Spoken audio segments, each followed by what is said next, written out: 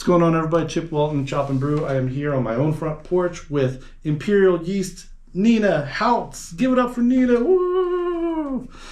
We're here shooting videos for our 2 big brew day recipes, and I thought I would stop for a second just to have Nina tell us about L09 Que Bueno, which is the lager strain we're using in both these recipes. One traditionally cold for a Pils, one at a warmer temperature, 62, for this cold IPA. Pils is not going to be ready for tasting notes, unfortunately, anytime soon. So tell us about Que Bueno, its place in the portfolio. I can tell you from working at Northern Brewer, when it's out, it's hot.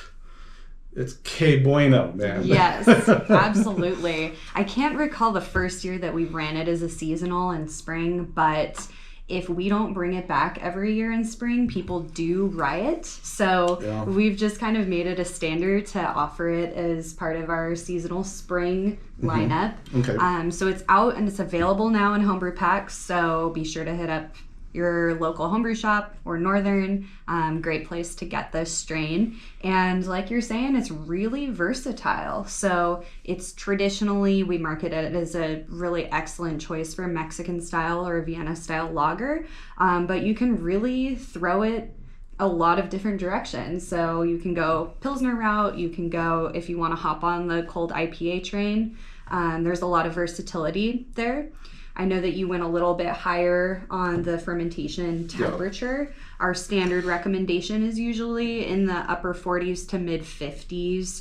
I think 46 to 55 degrees Fahrenheit for a more standard traditional lager fermentation. Yeah, even Maibocks was thrown out there on the product page, which I was like, oh, yeah, that sounds awesome. Yeah, absolutely. How different is it then kind of from what you've tasted centrally and what you've heard from your pro brewer customers from, say, like a Harvest or a Global?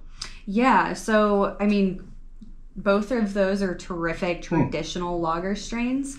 You're gonna expect pretty neutral, very neutral sensory profile from either of those. What I tend to really like and our pro brewers like about the Que Bueno strain is that it kind of has that little bit of a roundness to it that will kind of lift up whatever else you're throwing its way. So it's really great if you're trying to make corn flavor profile shine in there. You got that little bit of roundness to lift it up. Any usage suggestions beyond kind of what we said from your pro brewer days, kind of how you would treat Global in fermentation? Say you're going true traditional lager. Traditional. Yeah. I'm just keeping it cold and giving it the time that it needs to really develop. Patience is really key with these styles. So if you got some time on your hands, it really does pay off.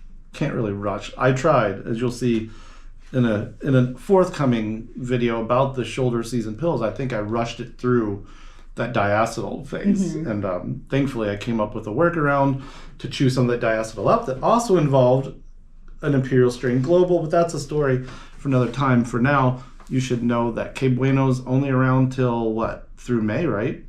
Yeah, and then we'll be rolling into summer seasonals. So I definitely suggest, specifically at Northern Brewer, we got a kit called Atlantico, kind of based off of Pacifico. Get it? Can you say that? Pun jokes, references. That kit sells like mad when Que Bueno's out. So if you're looking for something to use it in and you don't know what, why don't you start with that, or go check out the big brew day recipes that Imperial and Chop and Brew put together. Cold IPA or a Pils that's a little bit more bitter, because here in the upper Midwest, winter is not letting go, and we're very bitter about it. So I was like, let's make this a really bitter Pils for a really bitter population. All right, cheers, y'all. Go get brewing. Cheers.